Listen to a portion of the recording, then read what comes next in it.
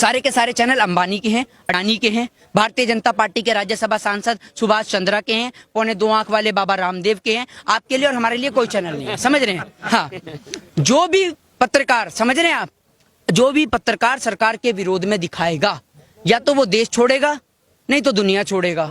एक काम है इस देश के अंदर, समझ रहे हैं? तो आप ये देखिए कि अगर मैं हिंदू हूं तो मैं कम्युनिस्ट हूं, कोई भाई मुस्लिम है तो वो आतंकवादी है, आप किसान हैं तो आप खालिस्तानी हैं। ये सरकार की बात में समझना होगा। सरकार अभी सर्टिफिकेट छपवा रही है, उसके बाद वो बांटेगी कि भैया तुम आतंकवादी हो, आतंकवादी वाले इस लाइन में आ जाएं, जो बीजेपी समर्थक हैं वो देशभक्त हैं वो इस लाइन में आ जाएं। तो सरकार सर्टिफिकेट बांट रही है।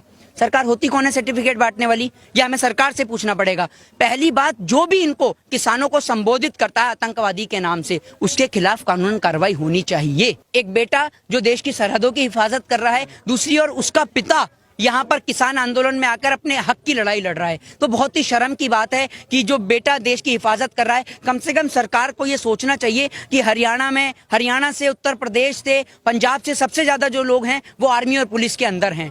तो आज वही लोग, मैं आपको बता दूं कि देश में नेता का बेटा नहीं है, कोई भी नहीं है, एक भी नेता का बेटा नहीं है पुलिस के अंदर, और ना देश के नेता का बेटा पुलिस में है ना आरएसएस में है। कभी आपने स्मृति ईरानी के बेटे को आरएसएस में जाते हुए देखा है? कभी बजरंग दल में जाते हुए देखा है किसी नेता के बेटे को? ये अपने बच्चों को आरएसएस और बजरंग दल में क्यों नहीं भेजते? क्यों इस देश की गरीब जनता के बच्चों को उनके भविष्य के साथ में खिलवाड़ कर रहे हैं?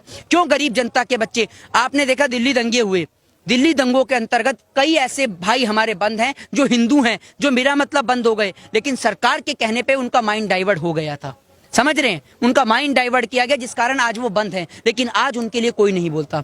तो सरकार और देश के लोगों को समझना होगा कि जात पात से ऊपर उठकर देश के किसान का साथ देना होगा और कंधे से कंधा मिलाकर उसकी इस लड़ाई में साथ देना होगा। देश के टुकड़े करवाने वाली सबसे बड़ी तो इस देश की मीडिया ही है, वही है टुकड़े टुकड़े गैंग की मेंबर।